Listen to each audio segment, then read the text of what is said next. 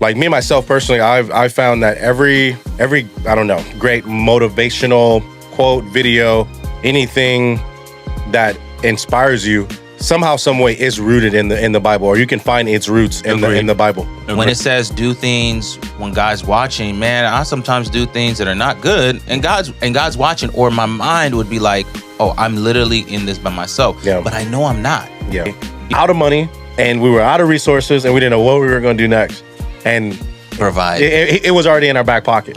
We just had to almost drop our ego. It wasn't me, him, Josh. Yeah. I can't wait. No, it's all love. But I mean, we've all been there. But had we not even like explored the option of starting our own business, then we would have never basically seen his hand. In that way. Yes. Now at least to me, my faith has been stretched even more and grown, and it's.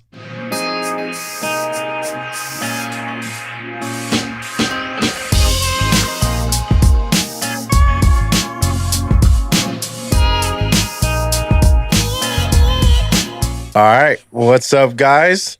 This is the A.M.E.N. Bros. I'm Will, or Willie. This is Mark Anthony, and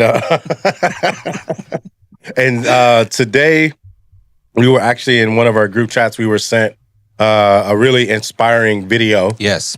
On Instagram, and we thought, man, we should turn this into an episode and just talk about the ideas. And it's interesting because God nor the Bible was mentioned in the video. Yeah. Right. But agreed. And so this is just another one of those. Yeah.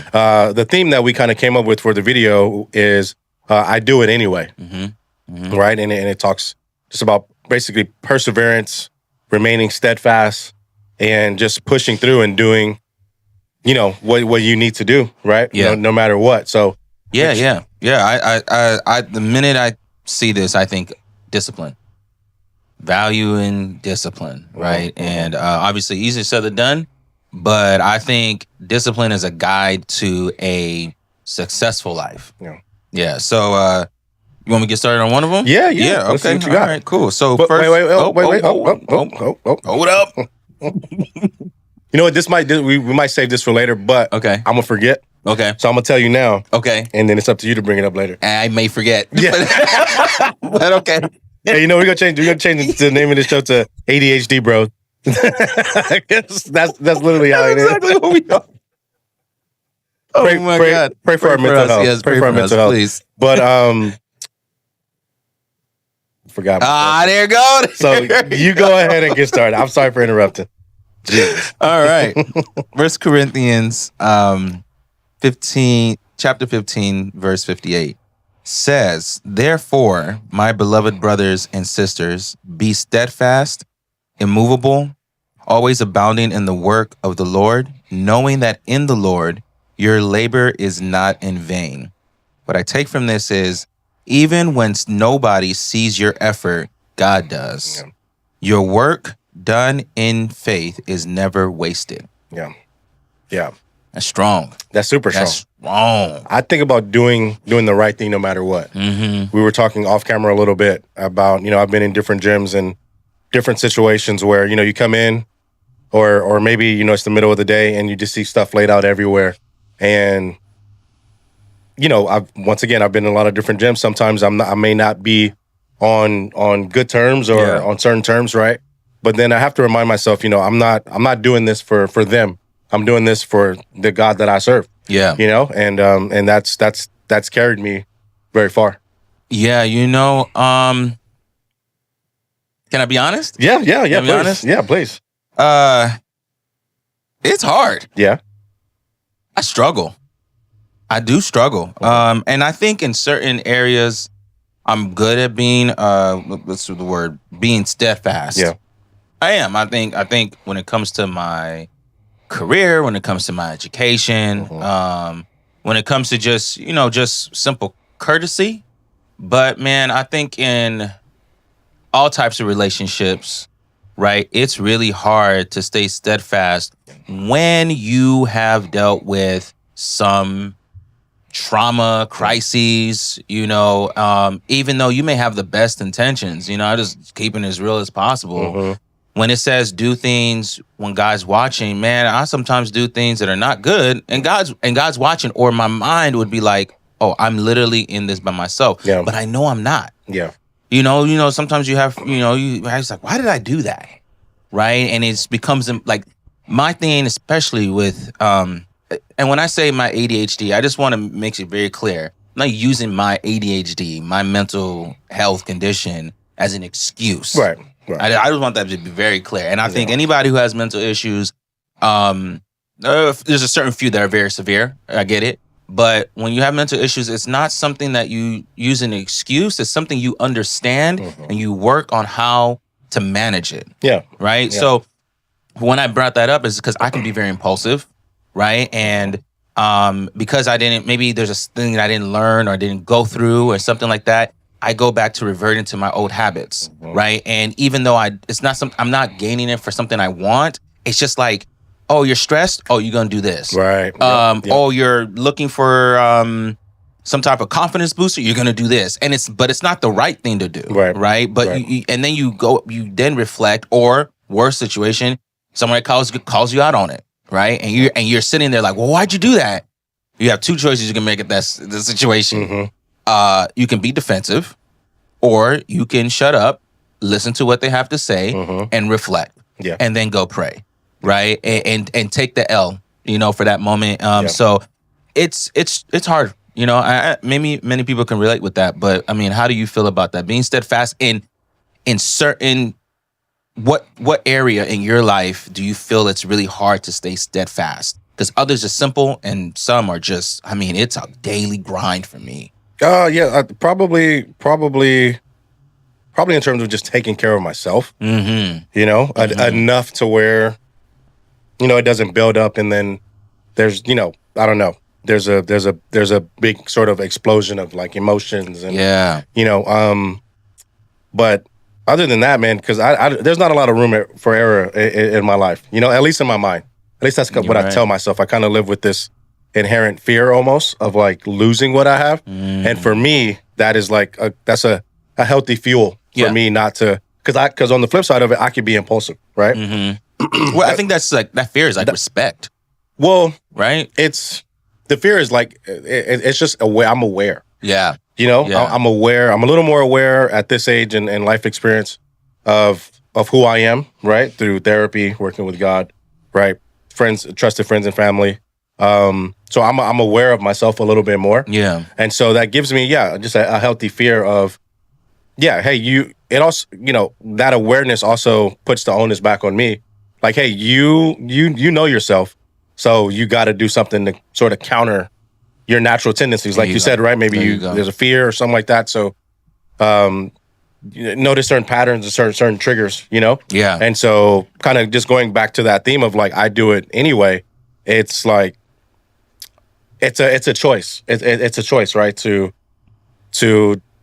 basically kind of show up every day, the best version of yourself, no matter what, and then also giving yourself grace though, too. We could be very, very hard on ourselves. Yeah. I think you're right. Like when you say I do it anyway, I think people that are hard on themselves, it's not I do it anyway and there's an expectation that I'm going to like succeed 1,000%. No. You're not going to get an A. No. I think in life, like we just got to understand, man, it is not, you're not going to get an A+ in life. Yeah, no. And that's okay. It's not about that at all. Exactly. It's not about that at all. But I think people who are, including myself sometimes, you get so hard on yourself because you're like, well, it should look like this. And it's like, no, what it should look like is you saying, I'm going to do it anyway. Yeah. Once you said that, I think you've succeeded. Yeah. Because now you're just telling yourself, I don't care if it's going well. I don't care if it's going bad. I don't care if it's just boring right now. I'm going to do it anyway. Well, I'm going to try. I'm going to try. Yeah. Right. And I think that once you make those decisions, I think that should be the check off your day. Yeah. That should build your self-esteem right there, because I'm a person that's going to say, man, I may not be feeling great, but I'm going to do it anyway. Well, because also too, that takes, that's an act of faith. You're right. Yeah. Right. Yeah. Doing it despite how you feel or what the, outside circumstances may look like. If it's in my heart and I have peace about it, and I discernment and all that, and I'm gonna just do it. I'm gonna do it afraid. I don't know what I'm doing, but that's where I'm at right now, right? With this gym, man, like opportunity just came knocking. We said yes. Yeah. We don't know what the heck. Yeah, but right? you have peace about it. That's I had peace huge. about it. I That's had peace huge. about it. But That's then huge. there was this fear, and I'm telling you, maybe the past like few days, especially over the weekend. Yeah. And I talked to Betty about it. I was like, I don't know where it came from, but this wave of fear hit me. Of like, and I couldn't sleep for 2 days. It was bad, and I was like, there's nothing else that I could do, but I acknowledged it. And then I prayed because I realized what I had done, what I hadn't done, particularly about the gym, was pray about it. I had been praying, praying with the girls and different aspects of my day and whatever. But what I hadn't done, because I allowed myself to get distracted with picking up equipment, ordering equipment, doing this and that, I had allowed myself to almost, just kind of forget that. You know what I mean? The thing that I had prayed for is here now. Yeah. But I also got to reinforce. I need that. Exactly every day. Yes. And so I'm doing it afraid every single day, man. But every time, every day that passes, he opens up another door. All right, can I, just to kind of show you that, at least to me, this shows me that it can't be anybody but God. Okay, right? go ahead. So I'm not trying to throw anybody under the bus, but the build out process has been a little messy. Okay, right, and a certain contractor told us it was going to be a certain amount. We gave him this amount, and as it turns out, things aren't looking. They weren't looking too hot. Okay. Well, Josh, my business partner, who you're going to meet soon, I can't wait. His brother is a contractor. Okay. So he came out and he told us what's what, and I'm telling you, the things that he did was just amazing. Okay. Right? Okay. And just so Josh Brothers came to save the day. Josh Brothers came to save the day. Okay. Right? And so we were bugging out. Like, we didn't know where we were going to go and get help or find, you know what I mean? But, and I got on him too, because I was like, Josh, why didn't you tell me this in the very beginning? That your brother was a contractor? He's like, I didn't want to bother. I'm like, that's why you brother. That's why you bother your brother. Anyway. True. But to me, that just tells me like this has to be him. He's making a way. Yes. Because we are literally out of money and we were out of resources and we didn't know what we were going to do next. And provide. It was already in our back pocket. We just had to almost drop our ego. It wasn't me, him, Josh. Yeah. I can't wait. No, it's all love. But I mean, we've all been there. But had we not even like explored the option of starting our own business, then we would have never basically seen his hand. Yes. In that way. Yes. Now at least to me, my faith has been stretched even more and grown, and we're still in the process, but yeah, man, beautiful. That's great. Yeah. That's a good example. You want to hit us on the next one? Yeah, let's do it. Yeah. So Colossians chapter 3, verses 23 through 24. Whatever you do, work heartily as for the Lord and not for men, knowing that from the Lord you will receive the inheritance as your reward. Yeah, like we touched on a few minutes ago. You see something in a space, in a gym or at work, right? Wherever wherever you are, and you see a problem that you could do something about, whether it's a piece of trash on the floor or whatever. You can leave it better than when you found it, and not taking those opportunities. I think it's I mean, as we see in the word, I feel like those are not just it's not just coincidence, right? Those are opportunities for you to grow. So I feel like when you take those, you really step out. It's an act of faith, right? To think, that you're doing it for God and not for man, or not doing it for your boss or whatever, or it's not your job. Like, no, it's you. It's a privilege to be in that space where no matter where you're at, right? No matter where you're at, I don't care if you're walking on the street. It's a privilege to have the legs that you walk on in health, right? Or in whatever capacity. I don't want to go down that rabbit hole, but it's happening. You're seeing it. You're recognizing it. It's touching it's pulling your heartstrings or whatever it is for a reason. So just do something about it. Yeah, you know what I mean. Yeah. I mean, just take ownership, right? Take ownership of your life, but more importantly, man, I think. I think if you just realize that your purpose, like I think our main purpose, then generally for everyone, is to serve. Yeah. Right? Like, this is A.M.E.N, bros. Obviously, Jesus is our king, right? Jesus is our example. But honestly, I think if you just break it down, that's what he was really trying to tell us. Yeah, simple. Simple serve. The lights are always on, and there's always, the minute you are awake, the minute you start to walk or roll, whatever it is, however you move, right? There is an opportunity for you to show him what you're about, to take ownership in that, right? And I think that like being motivated, there was something Jim Jones said. He said, if you stay consistent, you stay consistent on the days that you don't want to do it. When you actually are in your grind and you start to see the buildup of what you've done, you're gonna get a day of motivation, and you're gonna even be greater that day. But he's like, you cannot stop doing the same, your standards. You can't drop. He's like, there are gonna be more days of I don't want to do this, but stay consistent, and then those days where like the opportunity comes, right? Or you lift that heavy weight, or you pass a test or something. It's like, it's about to show out. Yeah. Right? Yeah. And so I think we just got to take ownership of our lives, take ownership of the opportunity that we have to be like great. And that's why you say, I'm going to do it anyway. Yeah. So yeah. I think there's a principle, I think it was Pastor Stephen Furtick. This was ages ago, probably like 10 years ago, but it stuck with me. But it was about preparing the way. Yeah. Right? And gave the analogy. No, I think it might be Joyce Meyer. Sorry. I just want to give props where it's due. But, yeah, I got you. But one of the televangelists. But yeah, it was, we pray for things, but you got to understand that there has to be room for it in your life, right? You can't need new furniture and refuse to get rid of the old furniture, right? So you kind of gave that analogy. That's you're getting ready to buy a couch, where you got to get rid of it. You got to be willing to get rid of the old one. And a lot of times it's just being willing to get rid of it, in order to like welcome in and have space for what God is doing anew. And practically, that could be right habits. Sometimes it's people. Yeah. It could be a lot of different things. And like you said, it could be as easy as, stop accepting certain excuses, right? And accept the work that might need to be done. Yeah. Or the help. Yes, right. And then,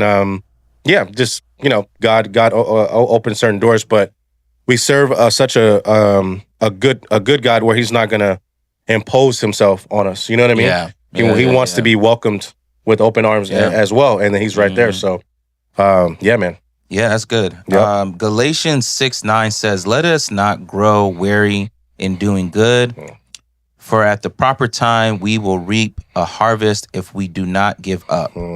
Even when you're tired or unseen, there is a promise of reward if you keep sowing faithfully. Oh, man. Well, I always think about relationships in terms of this, and, romantic, friendship, whatever, professional. I think that, when someone tells me, or I don't know, someone is going through like a heartbreak. Okay. Right. I don't always say it to them, right? But as they're talking to me, in my head, I'm always thinking, I hope that this doesn't basically like close their heart to love. I hope that this doesn't harden them to the point where they don't believe in love anymore, right? Or it changes them internally like that, to where they are scoffing at the idea of like real love, or they're unwilling to open themselves up to it in the future, because that's, to me, that's just like just sad, you know what I mean? Yeah. And like I said, don't get wary of doing good. And that just doesn't apply to deeds, right? Or you doing something, but I think it's in terms of like being able to like see the world in a positive view. That takes work. Yeah. That takes work to say, this happened to me, or this, or I experienced this, maybe this trauma, but because of my faith in Jesus, because of my faith in God, like that gives me hope that, hey, there is still something good to be seen and experienced in life. Like basically, like you should still have some hope. Yeah. That's kind of what I see when I see this verse. That's good. When it says here, just sowing faithfully, or just do not give up. Man, that is hard. Yep.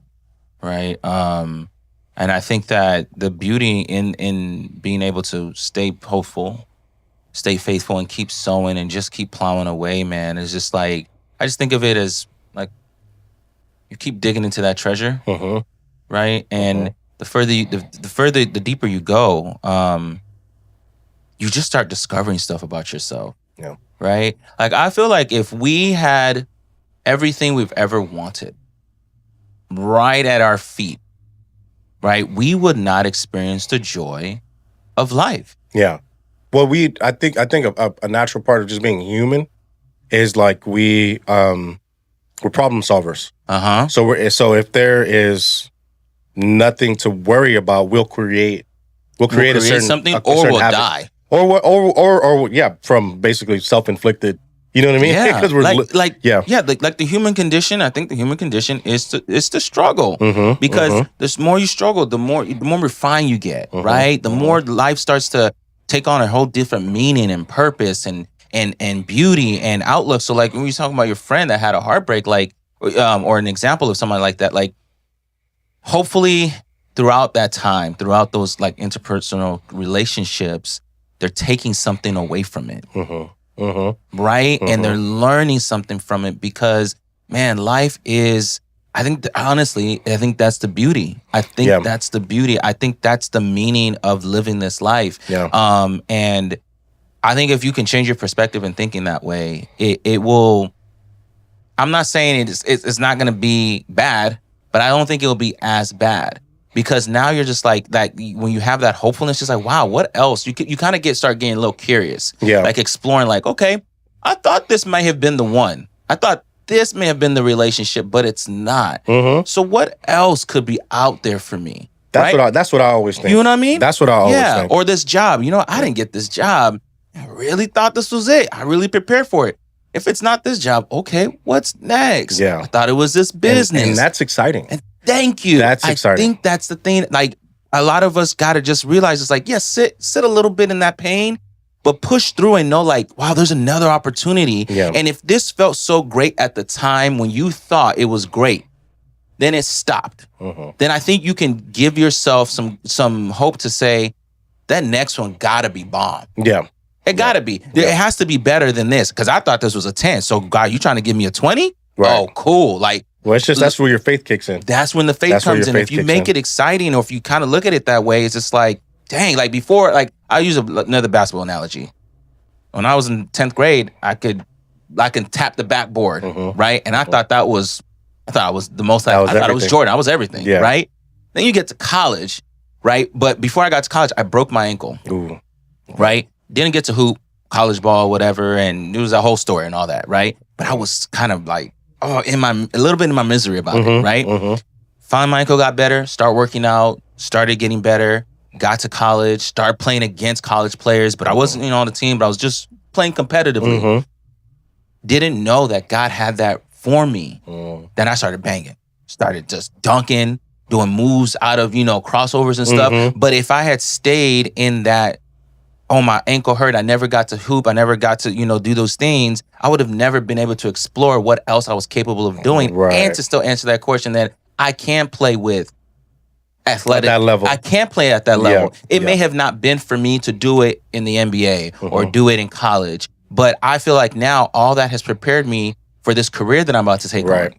Yep. Like, the tenacity I have for this is going to be the same way I would have had if I was playing, like in the league or competitive, because I'm looking to just make some things work. But those are the cool things that you see. There was a failure that happened, and now you're being blessed because I stayed faithful and hopeful and kept sowing and keep going. Was it a failure though? All right, here's my thing. Okay. We're going down a little bit of a rabbit hole. No, that's fine. Where we're at. So, right, I hear like LeBron, right? Everybody knows LeBron, right? LeBron always says, well, I'm just a kid from Akron. This was supposed to happen for me, right? You see a lot of athletes, I'm from here, I'm poor, or I grew up poor or whatever. I'm not, this what, and I'm like, is that really the? I don't believe that that's the script though. Go ahead. What do you mean? So we especially in our culture specifically, right? We always talk about like basically if you grow up in a hood or in an impoverished household, right? Maybe didn't grow up with much. You basically have the mindset of I'm not worth the higher things in life. Like I'm not supposed to make it. So in those rare cases when someone does make it or they come into a lot of money or they're now successful, they're an anomaly. Yeah. Where I think it's the opposite. I don't look at it from that perspective of, oh, I made it. I look at it from the perspective of like you did your job, right? Like I arrived? No. It's like this is the script. So instead of like I don't deserve to be here and I made it, I think it's the opposite. I think that someone somewhere or a lot of people, right, seeing this story is going to be motivated to know that they too have a grand plan in God's plan, basically. Got it. Yeah. You know what I mean? Yeah. Not that it's an anomaly, but like you could come from this walk of life, you can come from that walk of life. You know what I mean? It's on purpose. It's not a coincidence. I see what you're saying. And not to say that your hard work and what you brought to the table, right, didn't play a part. Of course, right? Yeah. You had to, right, like you hoop, right? So we know the Gatorade commercials. Yeah. You practice in the rain, you practice. Yeah. You know, your PJs, you got an injury, you got a cast on, you just shoot with the other arm. Yeah. We get it. That had to happen also. Yeah. But I can't subscribe to, like, just because this is how my story began. So that means that, like, me not going on a certain trajectory was going against what was supposed to happen. You know what I'm saying? Yeah. You know what? I think that a lot of people victimize themselves, right? And it's just like, man, just go back to Jesus, man. And all the examples. Look what. Okay, we know where he was born in, right? Right. Okay. Right. So if he was born in, like, I don't even know if you can say the ghetto. Like, he was in a manger. Yeah. He was in a barn. The King of Kings was in a barn, bro. Like, there's no one on this planet can say, oh, I was born in a lower circumstances than Jesus. He did it on purpose to show you that you don't have to be born with all this, fortune. You can come from the low and lowliest. Just, I think what it really means is come from the most humble position. Well, it means what it means. True. Like, you low. Got it. You're right. But I'm just trying to say, like, you're right. You shouldn't. I get what you're saying when LeBron's saying, this shouldn't have happened to me. It's like, I think it's coming from a place where others before him weren't looking for stories or situations where just because you come from the bottom doesn't mean you can't rise to the top. Right, do something different. Yeah. And I think that, like, our people have been scarred by that. Yeah. A lot. And I hope now, like, if they, I hope now that, just us being examples and all these athletes and leaders and, doctors and all this stuff, like, we can start telling them, like, no, stop saying this wasn't supposed to happen. This is going to happen. This can be for you. This is for you. It's not a luck of the draw. Yeah. Everyone can get there, however it looks like. But the one thing I would tell everyone, don't look to be like your neighbor. Right. God didn't make copies. Right. He made one of ones. Right. I think that we don't get that. Yeah. I was talking to my cousin about Zaire Wade, right? His dad's a legend. Dwayne Wade's a legend. He's all right. Okay. That's fine. It's a different conversation. It's fine. Dwayne, he don't mean that. LeBron got him 2 rings. It's fine. It's fine. It's okay. Oh my. It's no big deal. We're in LA. It's fine. Oh, wow. Wow. Okay. So Dwayne Wade, the 3-time champ legend, has a son. And his son, didn't have all the gifts that, to make it in the NBA as of right now, right? Hopefully he does get there. But me and my cousin were talking more of, like, his dad had a gift that God gave him. He did this. His whole family, his whole legacy, the whole generation is blessed for what God gave to Dwayne Wade to provide for his family. I don't know if there was a conversation along the way where, like, Dwayne or Zaire had a conversation like, well, I'm one of one. What is my calling? Is it really following basketball, right? Or is it using what you gave to my dad and our family to build like businesses, to do something different, to hit a different avenue of the world that's on purpose? Because I'm not saying that it's not meant. I can't speak on that, but I just felt like being passed on that torch, I would have thought like maybe instead of being a hooper or pursuing that route, bro, take that money and learn how to be the youngest GM of an NBA franchise. I don't know. I don't know. I'm just saying. I'm not saying that. I'm just wondering. I guess food for thought is. In my mind, I think because Jordan's sons did it too, and I just feel like Jordan was a freak athlete. Dwayne Wade's a freak athlete, right? Zaire is not what we would consider a freak athlete, right? I'm not saying you don't go out and try for it, but I'm sure he has other freak abilities that I feel like could have went in different ways, because I don't know. I just feel like playing in the African League, right? Like, good for you. I'm happy for you. Like you're doing what you want to do. But is that essence that you're pushing on God's agenda? Like, he has other businesses, don't get me wrong, but I'm just saying, like, the time he's practicing, the time he's on this team, the time he's traveling, all that time could have been put into, I feel like, something just that serves others even grander, because he's coming from a family of wealth. See, I don't know. I don't know. I think if I was in that family situation, I would want my kids to explore those avenues too, because also he's super young. He's 23. He's super young, That's right? true. And so right now is the only time he's going to have for himself, right? If you really think about it. So if he's going to be taking on this role where, because he's not of a certain, cloth, right, in terms of like NBA talent, and got to travel the world, things and stuff like that, it's best that he gets that out of his system right now.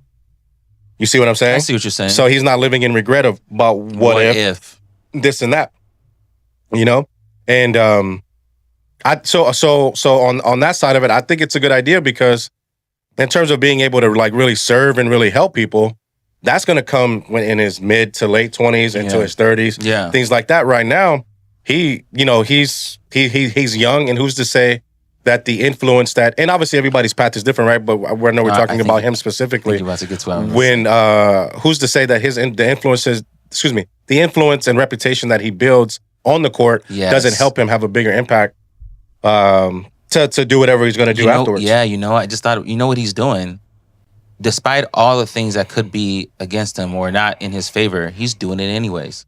Exactly. He's this could be the stepping stone. Yeah. Into what's next.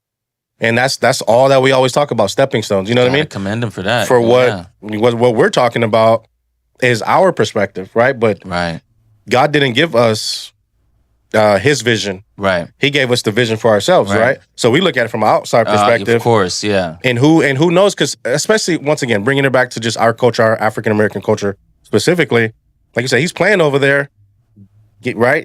They're getting to know him. He's getting to know, right? Yes. Yeah.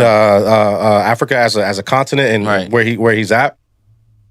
Go right back after he's done playing, or in the offseason, whatever, right? And have who knows, right? Do all the stuff that we always criticize celebrities for not doing. I don't know. Right. I don't know if that's even on his heart. I know nothing about that family. Right. But I'm just saying that I think he could have a whole lot more influence by setting the stage on the court first. Yeah. I think you're right. I agree with that. Yeah, I just, But I get what you're saying, though. Yeah. But I think he is doing that. He's doing it anyways. I mean, he's not like he doesn't know. He's not where his dad was at his age. Right. But he's doing it anyways, and is building something. And I think it's giving a lot of people his age hope. True. And he's bringing it, the coolest part is bringing it to Africa. True. Right? So I think, like, dang, okay, Yeah. And I mean, that's bringing, just because he's over there, he's also bringing eyes to the other talent that are out there as well, which aren't going to get a lot of TV time or publicity. Right. So, hey, I'm rooting for it. God bless him. Yeah. Yeah, man. Yeah. So, got another verse. Okay. Hebrews 12, verse 1-2 says, "Let us run with endurance the race set before us, fixing our eyes on Jesus, the pioneer and perfecter of our faith." So I love this verse.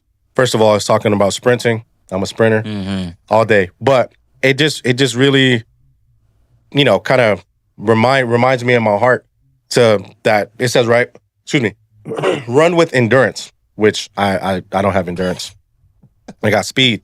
I got straight speed. That's it. Yeah. No endurance. But anyway, run with endurance. And so, when you're going through something, when you are working your butt off, right? Like, you're like, man, when is this over? How long do I have to do this? How long do I have to go through this trial? Like, why me? Why me? And I always think about Job. He was, he was doing everything right. And he was allowed to be tested, lost everything, didn't complain, right? He didn't, at least he didn't curse God. I won't say he didn't complain. Right. He didn't curse God. He didn't listen to even his wife who was telling him to curse God and basically denounce the faith. He didn't do it. He didn't do it. He didn't know why God was doing what he was doing. He didn't know when, if ever, he was going to get his stuff back or he was going to stop. Right. But he held on strong. And then when he did get his stuff back, he got back more, way more. But that wasn't the reason why he held on. Right. He just knew he served an amazing God, and he knew, hey, if this is what I have to go through, this is what I have to go through. That's tough, man. But this verse right here, that to me just represents that in a nutshell. Yeah. I'll make this short. I think last week we were talking about, you talk about pioneer, right? And I just feel like, we are perfect. Yep. We are God's masterpiece. Yep. I think we got to just remind ourselves of that. And I think that if certain things are not working out in your life, how great is it that you can go to a special, what would you call it? The quiet space? What would you call it? The quiet space? The secret place. The secret place with your creator and be like, can you fix this? Yep. Like, what do we got to do to fix this? Right. And I just think that we just got to remind ourselves that we are masterpieces, right? And that endurance is so needed in your transformation. I don't know who I'm speaking to right now, but I'm just talking to me. Right? Like, there is a metamorphosis. We're the only thing on this planet that can change our situation from a thought. Yeah. Then go ahead and pray, meditate, read word, connect with people. And what we've thought about 5 years ago has now manifested 10 years later. But that takes endurance. I didn't say 5 days later. Yeah. Right? Yeah. 10 years later. You never know. Constant work, constant endurance. And when you stop worrying about when it's going to end and just more focus on the journey, this is today. Man, I think when you take time out of the equation, which I think God does, right? Yeah. Time ideally, ideally, right? Yeah, I don't think God cares about time. Yeah. I think what he cares about is, what are you doing? Well, this too. I just thought about this. I'm about to blow your mind. You ready? Go. I'm ready. All right. You know how it says that time flies when you have a good time, right? So what if we just focus on enjoying the journey before we know it? Ooh. We're so far ahead. And we look back and we be like, man, that was a great time. I made friends. I maybe grew a skill. I maybe whatever, right? Got a little less anxious because I'm a little more confident. I don't know. But when you stop looking at yourself, look at the people around you, look at the experiences, look at the opportunities that you have to not just advance, but grow. Yes. And you look up and you're like, dang, five years. Wow. You know what I mean? Look at where I am. And that it just tells me, set your feet in what your purpose is, what your direction is, right? And there was a study that showed that people who have, when you're with your loved ones, when you're with people that give you life, time goes by. You like, man, where did all the time go? Yeah. But when you're doing something that it's it's not in your path, you don't want to do, you're just looking at the clock, waiting for it to end. That should, if you feel like that in your life, I feel like you need to reflect. That's a good point. And that is where courage comes in. Yes. Prayer. Yes. Right? Because it takes some of us are so, and this isn't wrong, but some of us are so ingrained in the mindset of like, doing exactly what society tells us to do, right? In terms of, hey, you find, I don't know, but everybody's a little different, right? But for example, maybe our parents, like growing up, find a good job with benefits, you'll be all right. You know what I mean? Do this and you'll be all right. You'll survive. But man, if I had followed that model, for me in particular, I wouldn't be where I'm at today. got 2 degrees. I'm not using either one of them. You know what I mean? But this is actually what I wanted to do. This is what was on my heart. Right. But I had to continue to say yes, step out in faith, show up endured. in the best version of myself. Yeah. Even when I didn't want to. Yeah. You know what I mean? Yeah. And here we are. And I honestly feel like this is still just the beginning. Right. You know what I mean? Right. I don't feel like just opening this space was the ultimate goal for me. Yeah. I still feel like there's more to do. But yeah, man, just continuing to trust in what's happening. And just continuing to say yes. I can't even tell you just all the blessings that are just happening just from saying yes. So super blessed, man. Yeah, lastly, I just want to add is that anyone, just watching, hearing this, like, your life is supposed to be fun and great. And what I mean by that, I'm not saying hard work doesn't happen. I'm not saying downfalls don't happen. But I just hope people believe you can be as happy as you want to be while you're going through your transformation. Life isn't looking at the clock, waiting for tomorrow. Yeah. Stay in the moment. But I think the key to it is finding what it is that makes it worthwhile. I think a lot of people have a negative connotation in life, or I don't want to do this work, I don't do this, because you haven't found that thing that is your purpose, that is your calling, that is the thing that feels worthwhile. Sorry to interject, but you know what? I think that we are just super, super, and not everybody's circumstance is different, but I think that we are just overly privileged. Everyone, right? Like you said, so many people talk, I don't want to do this, I don't want to do that. If I wasn't in a position when I was growing up to where I just needed a job, right? I didn't have the choice of doing this, doing that.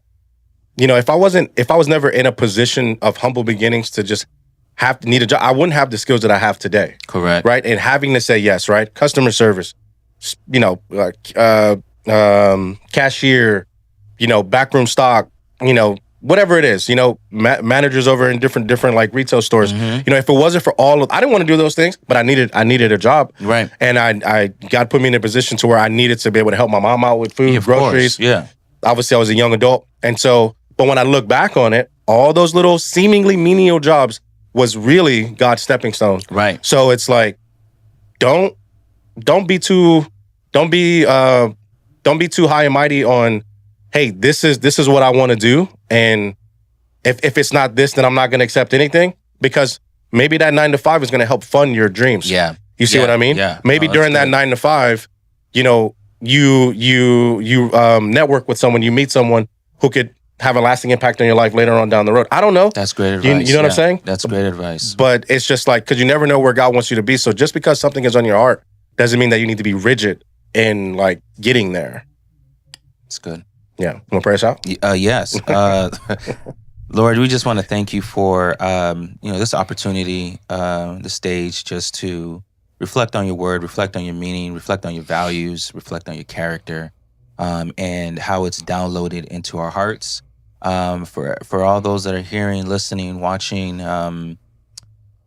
may you reach them at a point in their lives where you can show out for them, and that you have told them that you're going to establish a partnership with them in deepening their relationships with themselves first, with you as well, and then to the world. In that order, Lord. We just ask that you continue to protect those that are scared or don't feel courageous, and know that they're going to do it anyway. They're going to push through anyway, and they're going to find ways to do it with your help, with the help of loved ones and trusted ones. May you protect them in their journey. May you protect us.